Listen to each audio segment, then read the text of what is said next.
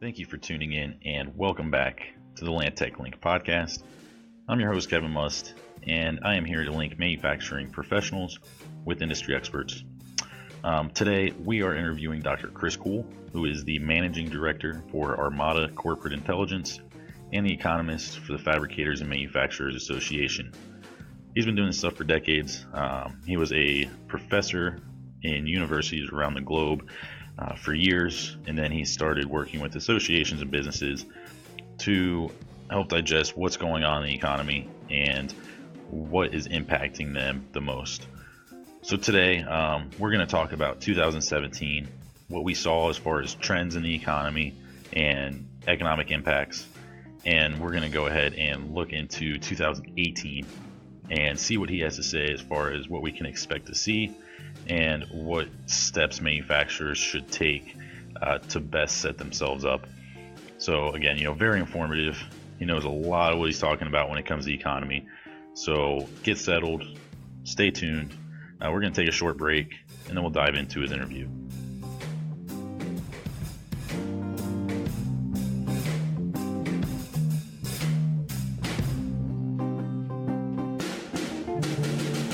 The PMI hit numbers towards the end of last year that it has not seen in probably a decade and a half.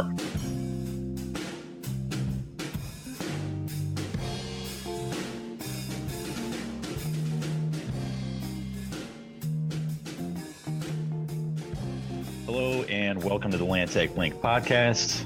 My name is Kevin Must. I am the marketing assistant for Land Tech Systems, and I am here today with Dr. Chris Kuehl. He is the managing director for Armada Corporate Intelligence and the economic analyst for the Fabricators and Manufacturers Association. Thank you for taking the time to speak to me today, and welcome to the podcast, Chris. Thank you. So before we dive in too far, I'd like to give our listeners a little bit of a background of yourself. So if you could tell us a little bit about Armada Corporate Intelligence and what you guys do in terms of analytical reports of the economy for manufacturers and other corporations.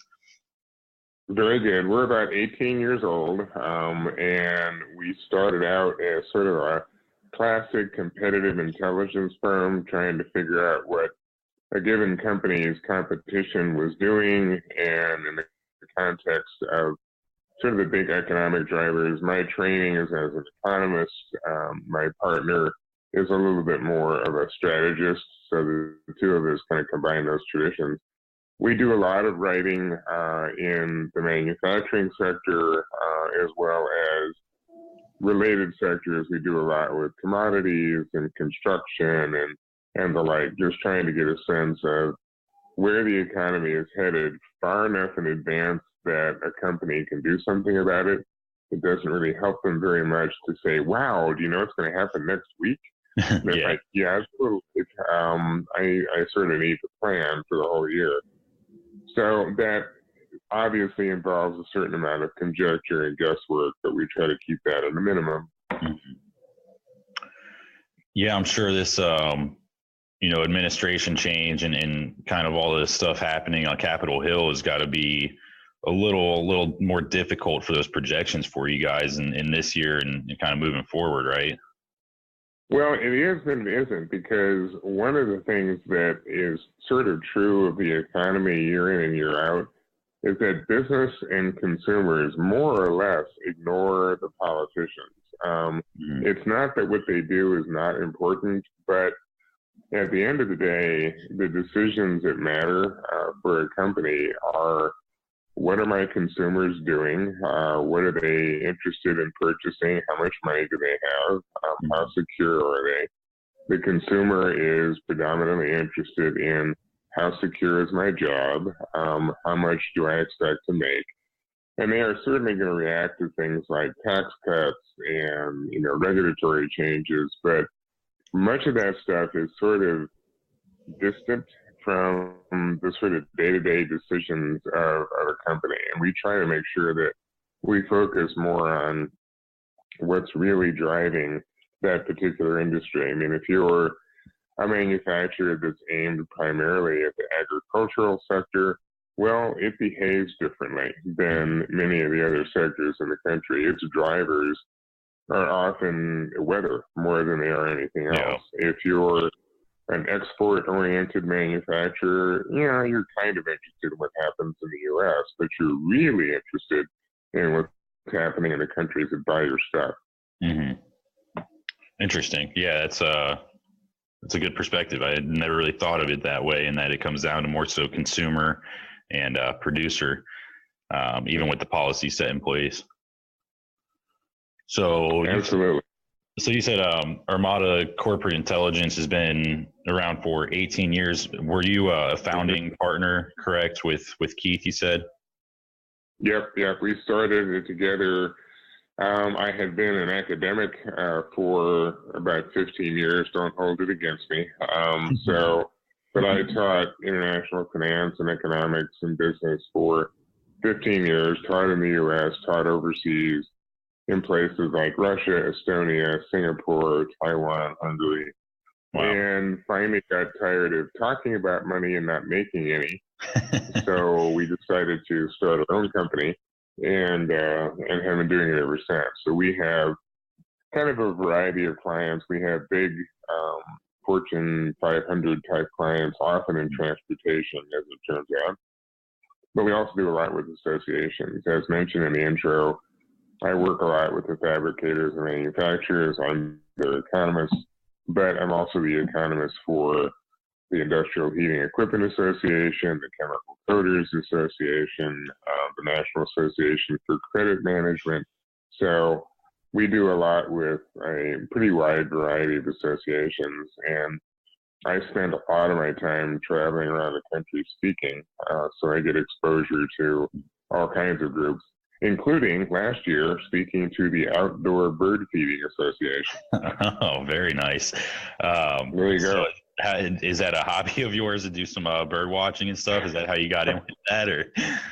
Well, no. They just invited me, and interestingly enough, as I'm trying to research this group to figure out what I'm going to say, almost half their members are growers. So what they were interested in was the same thing that anybody in farming is interested in. So coming from an agricultural state, Kansas, that was really what my theme was what to look forward to as far as the ag economy, because the majority of the members are people that grow bird food, and the others were basically packers and suppliers and people that made, it's a multi-billion-dollar industry, which I was not aware of. So who knew? There's an awful lot of people out there trying to find the next yellow-bellied sapsucker. So. So you kind of touched there on being the economist for Fabricators and Manufacturers Association. How long have you been the economist for the FMA? About 10 years, I think.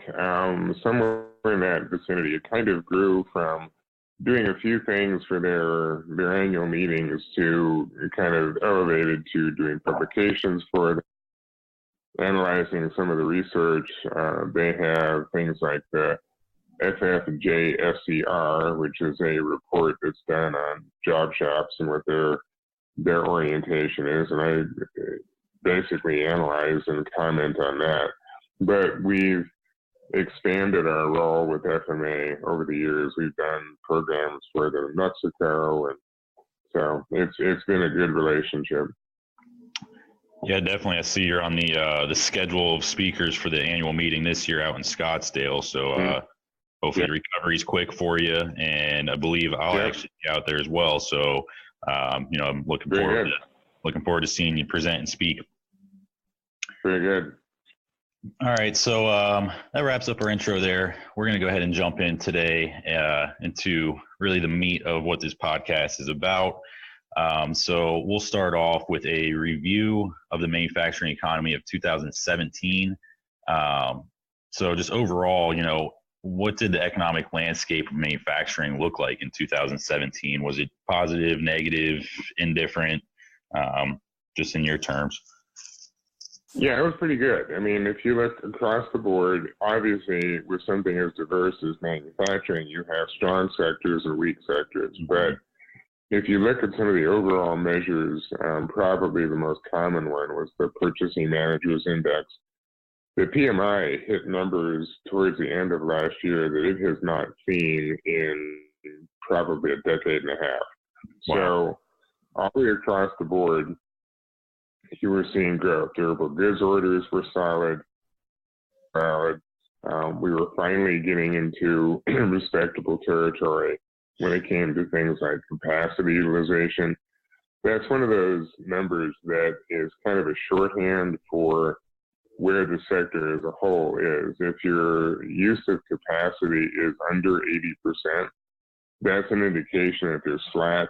You're not as likely to hire. You're not as likely to buy new machines. If it's over 85% utilization, now you're starting to run into probably bottlenecks and shortages. We have been in the last several months just a tiny bit south of that 80% level. We're at like 78 to 79, so we're very close to normal. And it has been, as I said, pretty widely spread. Automotive slowed down a little bit this year, but it didn't die out completely. Aerospace has been strong. Agriculture kind of started off weak and then recovered a little bit towards the end of the year. You've seen kind of a resurgence in oil and gas commodity type business. Again, the beginning of the year was pretty weak, but now we're looking at oil prices at $70 a barrel, and that has stimulated some of the activity in the Dakotas and Texas. So there really has not been a sector that has completely tanked, but there have been several sectors that have been growing at a more rapid pace than they have been. You know, some of them really never did slow down. Healthcare manufacturing has been strong, but even things like manufacturing that's connected to construction has been doing okay. That was very slow at the beginning of the year, but has perked up. Still not so much on the public sector side, but at least on the commercial side, not bad. And exports have been strong. That's been the saving grace for the economy all year. The dollar is a little bit weaker than it has been, and the economies that we sell to have been doing much better. Europe is recovering. China is back to around 7% growth. It's not really that we sell that much to China, but we sell to the countries that sell to China. So if they're growing, so are the Australians, so are the Taiwanese, so are the Japanese and the Koreans, and we sell to them. Gotcha. Since speaking to that, 78 to 79% utilization is where we're kind of sitting now with machine times.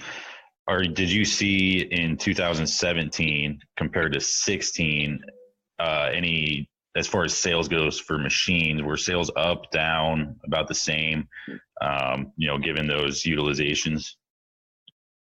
Yeah, they definitely went up in 2017. 2016, the numbers were pretty low. If you looked at the capacity numbers, they were in the high 60s, low 70s, and that's very definitely slack. I mean, that was a situation where you could point to several sectors that were really hurting. Energy was bad in 2016. Aerospace was not very good. Ag was not very good. You had a good automotive sector. You had good healthcare sector, but everything else was either flat or declining. And then in 2017, it's not that they all came roaring back and setting record levels, but they all became respectable, so that you were able to make some money, make some progress. And again, the biggest change was that our export markets came back to life. I mean, Europe accounts for 25% of our exports. So if the Europeans aren't doing well, we don't do well. And it didn't take much to discover that Europe was just flat in 2016. Last year, kind of against all odds, they recovered. And you now have growth in the whole Eurozone, but particularly in places like Germany. Even France now is growing. Their presidential elections kind of spurred them to new heights, and we sell a lot to France. Yeah, so I mean, with that said, I mean, it sounds like then fabricated goods shipments and exports were obviously up in 2017 compared to 2016. Hearing, the other economies were up as well. Yep, very definitely. And I think you also began to see sort of the fabrication transition, so that more and more fabricators use products, which in itself is stimulative. You've also seen a lot more adaptation to kind of the new technologies. We've noticed just within the FMA that there's now a pretty viable business to be had in alternative energy technologies. A lot of our members are engaged with the wind power movement and the solar panel movement and that sort of thing. So you begin to see new industries coming along at the same time that maybe some of the older industries are fading a bit. The big maybe worry for the coming year is what happens in automotive. It is such a huge part of the U.S. manufacturing sector, and it has been doing very well for a lot of years, but everyone keeps expecting it to flatten out. It's like sooner or later, nobody wants to buy new cars, but we were thinking that last year, and then all of a sudden, of course, we had the two hurricanes, which created a demand for literally hundreds of thousands of cars right away. Yeah. Not that I want more hurricanes, but I mean, there's a lot to be said for a natural disaster. It's kind of stimulative. So. Yeah, that's another perspective you don't think of necessarily, but definitely does stimulate the economy. Not necessarily that we're asking for one or want it to happen. Yeah, it's not like we want Yellowstone to blow, but behind every dark cloud's a silver lining. So yeah, no, that's very very fair assumption there. Then you were kind of speaking of the alternative energies that we're kind of seeing a surge of in 2017. Would you say that with that, it's kind of been some more investments as far as research and development goes in the sector or manufacturing as a whole, and specifically the renewable energy or alternative energy sector? Yeah, I think what you're seeing with particularly solar and wind is that it's metamorphosing into a much more personal kind of energy production. There are still plans for big solar farms and big wind farms, but the future seems to be people putting solar panels on their own home, putting wind in their own home, using it to power their electric car or whatever. And that all of a sudden makes it much more of a diversified industry, that people who are just manufacturing for a certain area can get involved in this. It kind of broadens the opportunity as opposed to trying to replicate coal and natural gas by setting up a huge centralized facility. Neither wind nor solar really lend themselves to that because they have good times a year and bad times a year. You can't get power from a wind farm if the wind's not blowing, and you can't get power from solar if the sun's not shining. So, but as an individual, it's a supplement. It's something that you hook up to as far as your house is concerned, and on good days you're using it, and bad days you use something else. Yeah. I mean, we're definitely seeing a decrease in the pricing on more of the solar panels and stuff as well. I think right now it's just kind of the storage of that power is the expensive part. I believe it was I read, I think it was University of Michigan. They came out with a new solar cell. It's actually the most interesting one that I've seen. It pretty much attaches through the window. It's completely transparent, and they've got the wiring around the frame of it that then goes into your building back down to a battery pack. And I found that just very intriguing that it's a clear solar cell that's within the window and still producing energy. And then you're getting big leaps and bounds when it comes to battery technology. My business partner is in love with the new Fisker battery concept, which is I haven't seen that one yet. kind of solving all the problems. Yeah, it's a battery that charges fast and it has a long charge, and it kind of solves the problem that electric cars have had when it comes to range. So I think the manufacturer in general is kind of on the cutting edge of some of these changes. And you look at sort of longer term developments, like moving away from traditional previews manufacturing. We're not quite ready to mass produce parts with a copy machine, but we're getting closer. And for a lot of manufacturers that do very specific kinds of projects, this is the bold new thing. And it begins to change our relationship to customers and expectations. The challenge for everything in manufacturing has always been speed to market. How fast can you get something for a customer, and can you compete with people who are producing in lower production cost countries? You can if you're the one that's providing information or providing product faster. Yeah, definitely. It is a fight for speed right now. Yeah, definitely. So, kind of wrapping up 2017, is there anything else that, we didn't touch on that you would like to speak about before we head into some projections of 2018? No, I think we pretty much hit it. Now the focus is on what's going to happen. We sort of know what happened in the past, and now it's time to focus on the future. Yeah, definitely. So with that said, we'll jump in and kind of take a look at what to expect in this upcoming year of 2018. I know you mentioned earlier the government policies don't necessarily affect on a consumer or manufacturer side too much. They tend to ignore some politicians sometimes. But is there any government policy or anything that you're seeing, maybe tariff-wise, that's kind of coming up in discussions that may affect the manufacturing economy? Yeah, I think there's probably three things that people will be paying attention to politically. One, of course, has already happened. That's the tax cuts.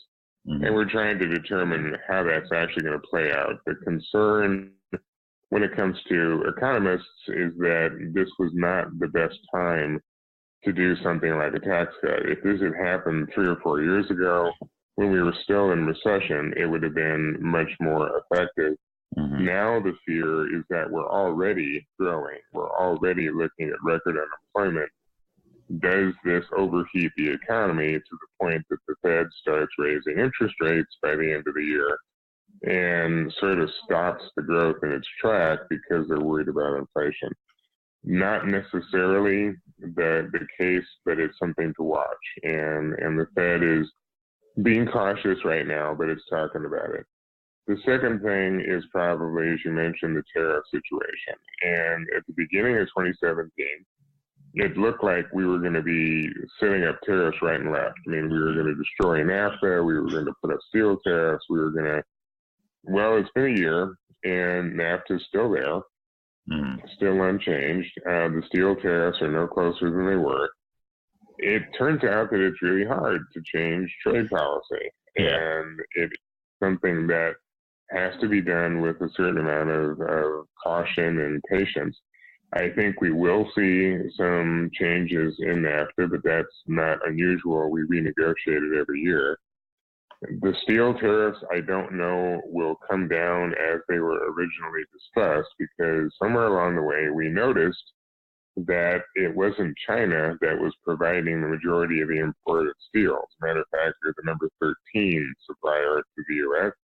The biggest supplier is Canada, which accounts for 17% of our imports. And so someone went, do we really want to punish Canada? That, we've been friends, ever since that 1812 thing, they don't even want Detroit back, so we're cool. So now I think we're looking at other ways that we might benefit the steel sector without jacking everybody's prices up. And then probably the third thing is regulation. The biggest complaint manufacturers have had for years is regulatory requirements that are kind of ridiculous and onerous. I mean, not all of them. Obviously, we don't want to live in an unregulated world like China does.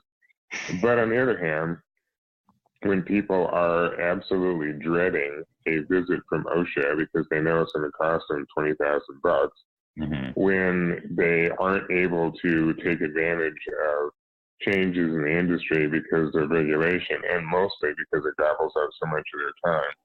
We've seen some deregulation this year, and I think we'll probably see more of it in 2018, depending a little on how the election goes. The number one concern is going to be it's an election year, it's an off-year election, and by all accounts, it's going to be bloodier than any election we've seen in recent history, which is another reason to go out and buy a DVR so that you don't have to listen to any more political ads. Yeah, that's. I wish they limited how many of those went out per commercial break. I was kind of thinking like one a year. So that would be great. That would be great. The day before, one political ad, and that's it. That's it. I kind of like how some of the other countries do it. You know, it's like you've got a week, so knock yourself out and then shut up. Yeah. Knock it out in 1 week. If you can't, get your message across in that 1 week, then you probably shouldn't be in that office. No. Yeah, exactly. Okay, so after hearing kind of those three things in different shifts in policy or different conversations that are going on now in Capitol Hill that may affect the manufacturing economy, do you expect then to see moving into 2018, seeing how our just overall economy is, machine sales to continue going up? Yeah, I think you will. I think you're getting to the point that there's room to do some purchasing. There's anticipated demand. I don't know that it's going to go ballistic. There's still some caution in terms of what people want to invest in. But there's also this acknowledgement that if interest rates do start to head up at the end of the year, now is not a bad time to do the purchasing because it's only going to get more expensive. Yeah. And then what would the implications be then? I think it's Section 179 as far as like equipment purchases that you can write off a certain amount for tax purposes. Do you see any implications on that with interest rates potentially going up? No, I think it's another incentive to act sooner than later, because one of the things we have to be aware of is that the tax bill really isn't done yet. I mean, there's still big parts of it that are going to be negotiated this year. And at one point, that particular part of the tax code was under attack. And it has survived thus far, but there are lots of people in Congress who want to cut that and see it as adding to the deficit. So it's going to have to be defended, and it wouldn't surprise me too much if it was either reduced, maybe even eliminated. It just depends on how the conversation goes. Yeah, and seeing that, the cut on the corporate tax rate, I could see maybe them trying to do or reduce the, how much you could write off on that one.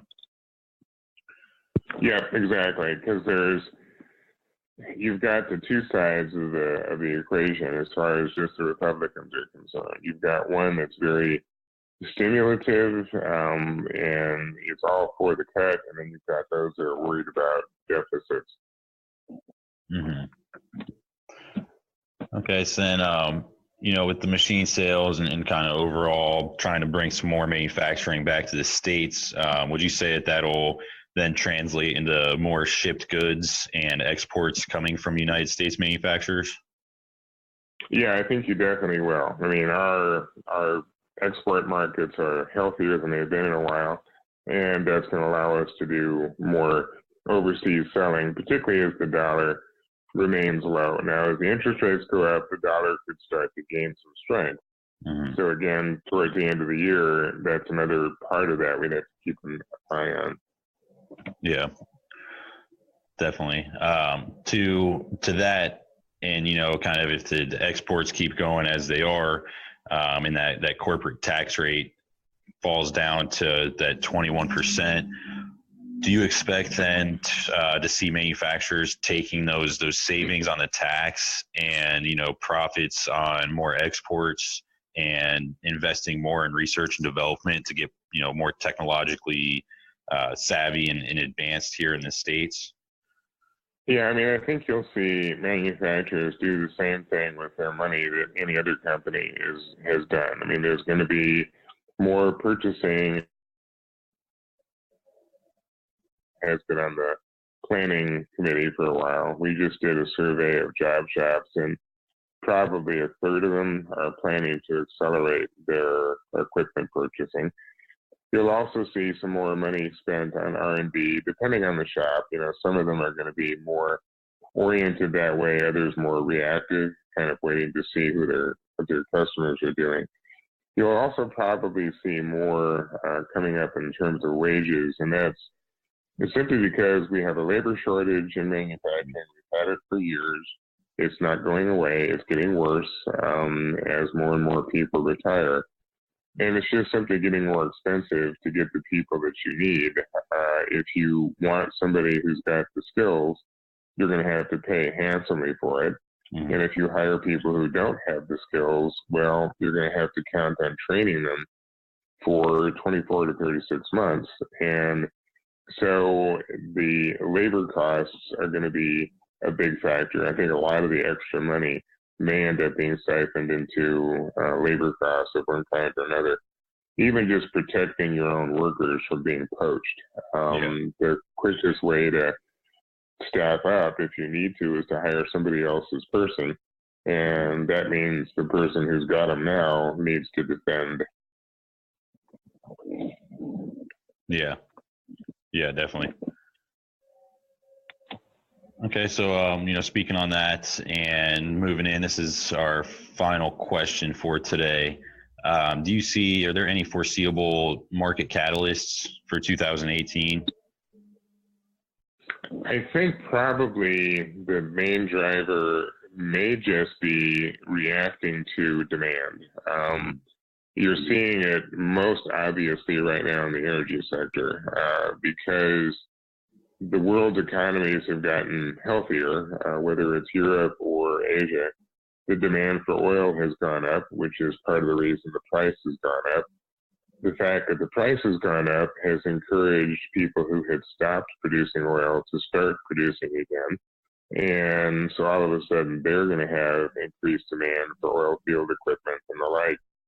So you kind of get this cascade of demand. As the consumer stays engaged, well, they start buying things. It may be big ticket items. It may be recreational products. It may be getting a bigger home or changing their home. We've noticed, for example, that appliance sales are starting to go up again.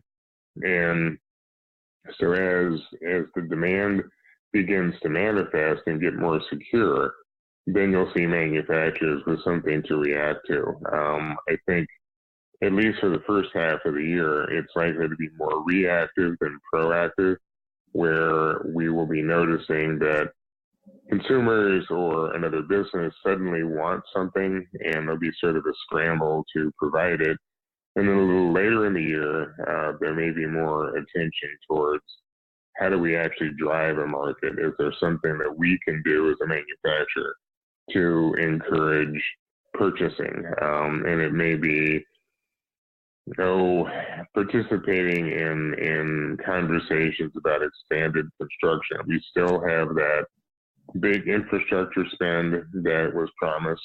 Don't know where that is right now, but if that was to take place, there would be a tremendous need now for construction-related equipment. And so, to a certain extent, the manufacturer could be dropping subtle hints to their representatives. Wow, we really need some new roads and bridges. Yeah, I think any city really does need some new roads and bridges, though. I know for sure in Cincinnati, we could use some infrastructure spending here. Yeah, exactly. Well, yeah, I mean, as I said, so that was the last question that I had for you. Is there anything else regarding, projections for 2018 and what we can expect, or, kind of what we should expect to see that you can think of? No, I think that's pretty much it. We've covered the board, I think. I think it's going to be a good year, probably a little better in the first half than maybe on the second half, just because the inflation threat becomes more real toward the end of the year. But at this point, I would just say have a good time until June or July and then start to panic. Yeah. So you've got, 7 months of, having a good time, and then, all right, now time to really hunker down and get your vacation early. Yeah, yeah. Just get the vacation in early, and that way when it all falls apart, you're relaxed. Yeah. Well, hopefully it doesn't all fall apart, but definitely great information. I know that our listeners will be very pleased to hear some of this, and definitely can prepare themselves then for some upcoming changes to expect, and moving forward to the second half of 18 and 2019. Very good. Well, again, Chris, I appreciate you taking the time, and I hope I'll see you out at the FMA annual meeting in March. Very good. I look forward to it.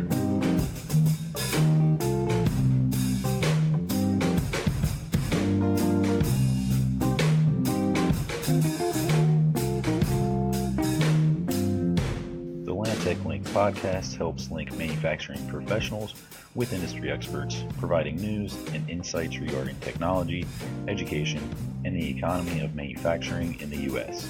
This podcast will answer questions manufacturing professionals may have about Industry 4.0. If you would like to suggest a topic or be a guest on our show, please email Kevin Must at k.must@landtechsms.com.